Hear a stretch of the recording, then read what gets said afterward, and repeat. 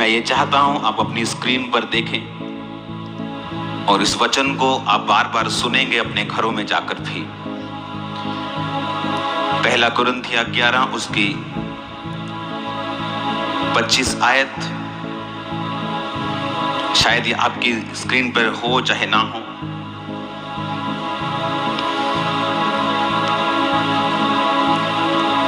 इसलिए आज आप सिर्फ इसको सुनेंगे और कोई आवाज किए बिना, क्योंकि आप प्रभु भोज के लिए ही नहीं, आज अपनी लाइफ को चेंज करने के लिए तैयार हो रहे हैं। इस रीति से उसने बेयारी के पीछे कटोरा भी लिया और कहा, यह कटोरा मेरे लहू में नई वाचा है, जब कभी पियो तो मेरी याद के लिए यही किया करो। वाचा का मतलब होता है एक एग्रीमेंट। एक एग्रीमेंट एक या दो लोगों में, एक से दो लोगों में, यानी एक जन दूसरे से एग्रीमेंट करता है, वाचा बांधता है। जिस तरह पुराने नियम में लोग वाचा बांधते थे, तो उस वाचा को जब बांधते थे तो अपना लहू बहाते थे, तो उसे ब्लड की वाचा बोला जाता है। आज भी मिडिल ईस्ट देशों में जब कोई दो लोग एक बात पर सहमत हो जाते हैं और अपने ब्लड को थोड़ा थोड़ा बहाकर उसे ब्लड की वाचा बोलते हैं, कि जो ब्लड की वाचा है वो कभी चेंज नहीं होती, जो खून की वाचा है वो कभी भी बदलती नहीं है। तो परमेश्वर ने कहा ये एक नई वाचा है। पुरानी वाचा में जानवरों का लहू बहाया जाता था और वो जानवरों का लहू तुम्हारे लिए परमेश्वर से दया को मांगता था कि तुम्हारे पापों को माफ कर दिया जाए। लेकिन जीसस क्राइस्ट ने कहा कि जब मेरा लहू बहाया जाएगा तो मेरा लहू उत्तम बातें बोलेगा, और जानवरों का लहू तुम्हें एक बार साफ करता है और उसके बाद हर साल तुम्हें वो लहू बहाना पड़ता था, लेकिन मेरा लहू तुम्हें एक ही बार में साफ कर देगा। इसलिए परमेश्वर ने कहा, जब कभी पियो तो मेरी याद के लिए यही किया करो। उत्पत्ति 4 उसकी 10 आयत में जब हम पढ़ते हैं तो उसमें परमेश्वर ने लिखा है, उसने कहा, तूने ये क्या किया है? तेरे भाई का लहू भूमि पर से चिल्लाकर मेरी दुहाई दे रहा है। वचन कहता है, जब कैन ने हाबिल को मार दिया तो हाबिल का लहू धरती पर से परमेश्वर की दुहाई देने लगा कि मेरा न्याय किया जाए। और इसीलिए 12 की 24 इब्रानियों में लिखा है, और नई वाचा के मध्यस्थ यीशु और छिड़काव के उस लहू के पास आए हो जो हाबिल के लहू से उत्तम बातें कहता है। अगर इस दुनिया में, पूरे वर्ल्ड में पिछले 2000 साल से लेके आज और आज से अनंत जीवन तक, जब तक यह धरती बनी रहेगी, यीशु मसीह के लहू और उसके बदन से ऊपर इस दुनिया में कोई भी चीज खाने के लिए नहीं।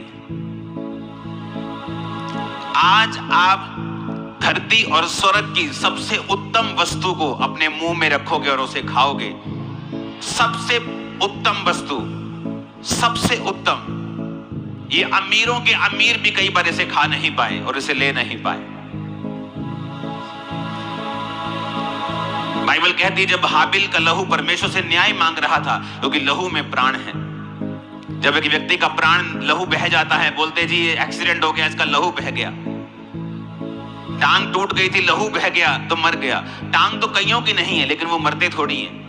कईयों की बाजू टूट जाती है, वो मरते थोड़ी है। कईयों की बाजू नहीं है, जन्म से नहीं, मरते थोड़ी है। बिना टांग और बाजू के लोग मरते नहीं। लेकिन एक्सीडेंट में जब एक्सेस ब्लीडिंग हो जाती है, ज्यादा ब्लीडिंग हो जाती है, तो वचन कहता है कि तुम्हारे प्राण जो है तुम्हारे लहू में है। जब लहू चला गया, प्राण चला गया, तो डॉक्टर बोलते हैं आप जल्दी आते, आपका बंदा मर गया, क्योंकि लहू में प्राण है। इसलिए परमेश्वर ने पुराने नियम में कहा था कि जब तुम किसी जानवर को मारना तो उसके लहू को मत खाना, क्योंकि लहू में प्राण है। तो इसलिए बाइबल कहती है कि तुम यीशु मसीह के लहू के पास आए हो जो हाबिल के लहू से उत्तम बातें कहता है। यानी हाबिल का लहू न्याय मांग रहा था और हाबिल का लहू दंड मांग रहा था कैन के लिए। लेकिन बाइबल कहती है जब यीशु मसीह का लहू बहाया गया, वो आप लोगों के लिए दया को मांगता है परमेश्वर से, आप लोगों के लिए उत्तम बातें कहता है, आपके लिए हीलिंग की बातें कहता है, आपके लिए डिलीवरेंस की बातें कहता है जो आपके हाथ में इस समय है। आपको मालूम होना चाहिए कि इस लहू को आप क्यों ले रहे हैं, ये लहू क्या करता है आपकी लाइफ में। बाइबल कहती है ये उत्तम बातों को बोलता है। मत्ती 26 उसकी 28 आयत को जब हम पढ़ेंगे तो उसमें लिखा है, क्योंकि वाचा का वह मेरा लहू है जो बहुतों की पापों की क्षमा के लिए बहाया जाता है। ये वो लहू है जो आपको पापों से माफ करता है। आपके पाप, बाइबल कहती है, चाहे लाल रंग के भी हों, चाहे आपने पुराने टाइम में कितने भी बड़े से बड़ा पाप क्यों ना किया हो, ऐसा बड़ा पाप क्यों ना किया हो जिसने सारी उम्र आपकी सोच में आपका पीछा नहीं छोड़ा, हमेशा आपको गिल्टी में रखा है, हमेशा आपको प्रताड़ित किया है, आपको टॉर्चर किया है आपके मन में, आपके दिमाग में कि तूने ये क्या कर दिया है, इतना बड़ा पाप कर दिया, इतना बड़ा गुनाह कर दिया। बाइबल कहती है वो गुनाह भी जो लाल रंग के होते हैं, यीशु मसीह का लहू उन्हें माफ कर देता है, साफ कर देता है, उन्हें बर्फ की नाई सफेद कर देता है। आज जब आप परमेश्वर के लहू को पिएंगे और इसको ग्रहण करेंगे तो फिर से अगर आप अपने पापों को याद करेंगे कि मैंने फलाने टाइम पर ऊपर ये पाप किया था, अगर उसकी गिल्टी अभी भी आपके मन में है तो वो शैतान की ओर से है, परमेश्वर की ओर से नहीं। क्योंकि जब परमेश्वर का लहू आप ले लेते हैं, माफी को मांग लेते हैं, बाइबल कहती है परमेश्वर भूल जाता है आपने कौन सा गुनाह किया था। यदि परमेश्वर भूल जाता है तो आप भी भूल जाइए आज के बाद। अगर आप उसे याद करेंगे तो वो शैतानी है, शैतान आपको याद करवाकर आपको गिल्टी में रखता है। क्योंकि जो व्यक्ति गिल्टी में जीते हैं, जो व्यक्ति इस तरह की हीन भावना में जीते हैं, शैतान उनके ऊपर कब्जा कर सकता है, उनकी जिंदगी में अटैक कर सकता है। लेकिन जो इस कॉन्शियसनेस में जीते हैं, इस सोच में जीते हैं कि मैं जितना मर्जी बड़ा पापी था, परमेश्वर ने मुझे माफ कर दिया है, अपने लहू से मुझे साफ कर दिया है, आज मैं परमेश्वर में हूं, मैं उसका बेटा बन चुका हूं, मैं उसकी बेटी बन चुकी हूं, मेरे पाप माफ हो चुके हैं, मैं नया हो चुका हूं, शैतान से मेरा रास्ता, मेरा पाला सब टूट चुका है, अब मैं परमेश्वर की संतान हूं। आप नए होके आज यहां से वापस जाएंगे। बाइबल कहती है परमेश्वर का लहू हमें माफ करता है। जब हम रोमियो 5 उसकी 9 आयत को पढ़ते हैं तो उसमें लिखा है, यदि जब हम उसके लहू के कारण धर्मी ठहरे तो उसके द्वारा परमेश्वर के क्रोध से क्यों नहीं बचेंगे। बाइबल कहती है आप इसलिए धर्मी नहीं ठहरे क्योंकि आप लोगों ने अच्छे कर्म किए हैं, आप लोगों ने चैरिटी की है, आपने एक एनजीओ खोली है जहां आप लोगों का इलाज करते हैं, इस वजह से आप धर्मी नहीं ठहर सकते। हाँ, वो अच्छा काम है, उसका न्याय जरूर होगा, लेकिन बाइबल कहती है प्रभु यीशु मसीह के लहू के कारण ही तुम धर्मी ठहर सकते हो और क्रोध से बच सकते हो। और यीशु मसीह कहता है कि परमेश्वर के क्रोध से बचने का एक ही तरीका है कि अपने आप को लहू के नीचे सरेंडर कर देना। तो बाइबल कहती है जो लहू पर विश्वास करेंगे वो परमेश्वर के क्रोध से भी बच जाएंगे और वो धर्मी भी ठहराए जाएंगे। अगर आप धर्मी ठहराए जाएंगे तो परमेश्वर, बाइबल कहता है कि वो धर्मी की प्रार्थनाओं की ओर कान लगाता है, उसकी आंखें धर्मियों की ओर लगी रहती हैं, उनकी पलकें उन्हें नित जांचती हैं और उनके कान नित उनकी प्रार्थना की ओर लगे रहते हैं। ऊंची आवाज में हालेलुया बोलो। निर्गमन 12 उसकी 7 आयत, निर्गमन 12 उसकी 3 से 13 को आप पढ़ेंगे तो इसमें हमें क्या मालूम होता है। इसमें हमें मालूम होता है कि जब परमेश्वर ने इस्राएलियों को छुड़ाया तो उनको कहा कि एक मेमना कुर्बान करो, उस मेमने के लहू को लेकर अपने दरवाजों के ऊपर लगा दो। जब मौत का दूत आएगा और फिरौन और राजा के सारे पहलोठों को और बड़े बच्चों को मारना शुरू करेगा, जिस घर के बाहर ये लहू लगा होगा उस घर में कभी भी मौत प्रवेश नहीं करेगी। और वचन कहता है कि जिस घर के बाहर लहू लगा था उस घर के बाहर से मौत चली गई और उस घर के अंदर उसने प्रवेश नहीं किया। वचन ये कहता है जब हम पढ़ते हैं कि परमेश्वर का लहू हमें सुरक्षित रखता है, वो सुरक्षित रखता है शैतान के अटैक से, वो सुरक्षित रखता है शैतान की सारी चालों से, मौत से। इसलिए बाइबल कहती है जब शैतान परमेश्वर के सामने आया और प्रभु ने कहा कहां से आया है, तो उसने कहा मैं धरती पर डोलते और डालते आया हूं। परमेश्वर ने कहा क्या तूने अय्यूब को देखा है? धरती पर उसके समान खरा मनुष्य जो बुराई से डरता है, मेरा भय मानता है, धरती पर कोई नहीं है। शैतान ने कहा तूने उसके आसपास बाड़ा बांधा हुआ है, इसलिए मैं उसको छू नहीं सकता, अपना बाड़ा उस पर से हटा दे तो फिर मैं उसे बताता हूं, फिर मैं उसे छूता हूं, फिर देखता हूं कि वो तेरी महिमा करता है कि नहीं करता। बाइबल कहती जब खून का बाड़ा आपके आसपास होता है, शैतान आपकी जिंदगी में काम नहीं कर पाता, वो मौत का फरिश्ता आपकी जिंदगी में काम नहीं कर पाता। आज उस खून के बाड़े को लगाता हूं मैं आपकी लाइफ के ऊपर, उस खून के बाड़े को लगाता हूं आपके परिवारों के ऊपर। इस साल मौत का मुंह आप नहीं देखेंगे, अगले साल नहीं देखेंगे, in the name of Jesus आने वाले सालों में नहीं देखेंगे। मैंने कहा आमीन। मेरे को ऊंचे वाला चाहिए चर्च।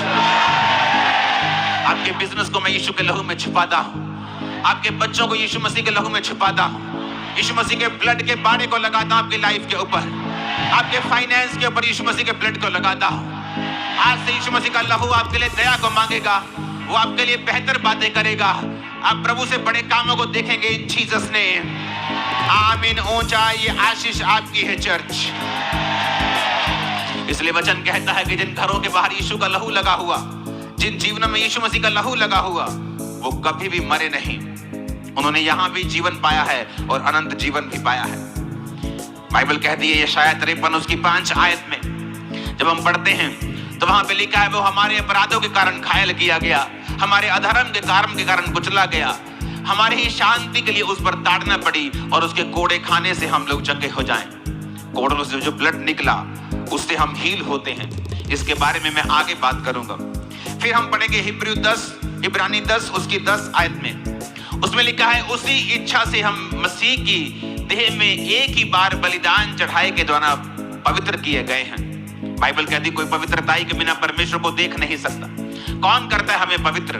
क्या हमारे अच्छे कर्म हमें पवित्र करते हैं?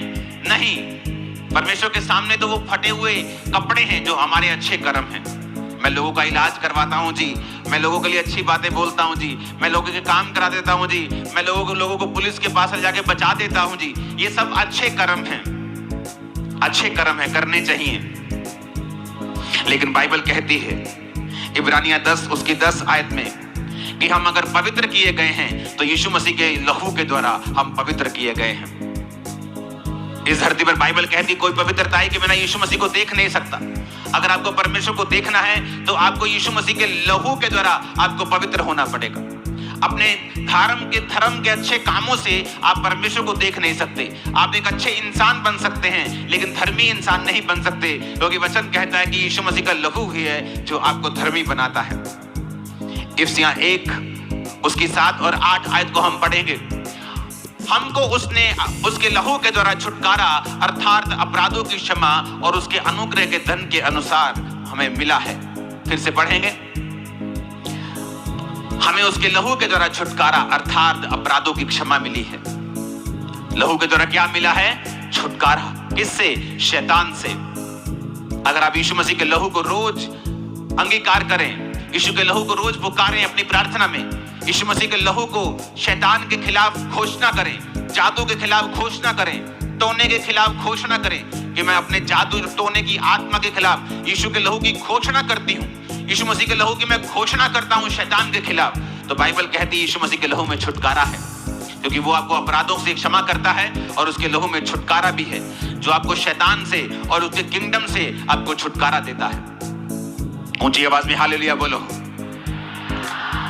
ऊंची ऊंची ऊंची आवाज में। इन वचनों को अगर आप पढ़ेंगे तो आपको मालूम होगा कि परमेश्वर ने आपके सारे इंतजामों को किया है। यीशु मसीह के ब्लड को लेना, उसके बदन को लेना, यह आम बात नहीं है। ये दुनिया की सबसे कीमती चीज है और दुनिया के सबसे फेवर जो पाए हुए लोग हैं, अनुग्रह पाए हुए लोग हैं, वही इसे ले सकते हैं। आज मैंने आपको इकट्ठे में क्यों बुलाया है? आज मैंने आपको क्यों कहा कि कोई भी ये चर्च मिस नहीं करे आज? क्योंकि आज आपके ऊपर लहू की घोषणाएं होंगी और उन घोषणाओं को सुनने से पहले, क्योंकि जब घोषणाएं शुरू होंगी कुछ आसमान में बदलेगा आपके लिए, हेवन में कुछ चेंज होगा आप लोगों के लिए, कुछ ऐसे मोड़ होंगे आपकी लाइफ में जो आपको सदा के लिए आशीषित कर देंगे आपके परिवारों समेत। लेकिन उन घोषणाओं को सुनने से पहले हमें यह समझना पड़ेगा कि यीशु मसीह का लहू हमारे लिए क्या करता है। वो हमें धर्मी बनाता है, हमें पवित्र बनाता है, हमें माफ करता है, परमेश्वर के साथ मिलाता है। ये एक वाचा का लहू है। परमेश्वर हमारे साथ वाचा बांधता है, मेरे लिए दया को मांगता है। परमेश्वर का लहू, हाबिल का लहू अपने लिए न्याय मांग रहा था, लेकिन जीसस क्राइस्ट का लहू जब बहा वो मेरे लिए दया को मांग रहा है कि इन लोगों के ऊपर दया कर, क्योंकि मैं इनके लिए बहा हूं। यीशु का लहू कहता है कि मैं बहा हूं, इन लोगों के ऊपर दया कर। तो वो हमेशा हमारे लिए दया को मांग रहा है। अब हम बात करेंगे जीसस क्राइस्ट का लहू कहां से बहा और उसका रीजन क्या था। जीसस क्राइस्ट का जो लहू था वो किस किस जगह से परमेश्वर से बहा और उसका रीजन क्या था। जब हम उस रीजन को समझ जाएंगे उसके बाद आप लोग खड़े हो जाएंगे। उसके बाद आपके हाथ में 2-2 प्रभु खोज हैं। मैं घोषणाएं करता जाऊंगा और जब आपको लगेगा कि ये घोषणा मेरे लिए हो रही है तो तो आप उस टाइम प्रभु भोज को ले लेंगे। आपकी प्रभु भोज लेने की शर्त यह है, आपकी आंखें सबकी बंद होनी चाहिए। आप नहीं देखेंगे कि आपका पड़ोसी किस घोषणा में प्रभु भोज को ले रहा है, क्योंकि वचन कहता है, जब हम इब्रानिया 12:24 ये आप पढ़ चुके हैं। अब पहला ब्लड जो परमेश्वर के बॉडी से निकला वो था गतसमनी बाग में। लूका 22 उसकी 42 से 44 आयत, मत्ती 26 उसकी 7 और 68, यूहन्ना 19 उसकी 34, यशायाह 50 उसकी 6। और आपको सिर्फ सुनना है, क्योंकि ये वचन आप इतना नोट नहीं कर पाएंगे, आपको घर जाकर दोबारा सुनना है और इसे नोट करना है। लूका 22 उसकी 32 से 34,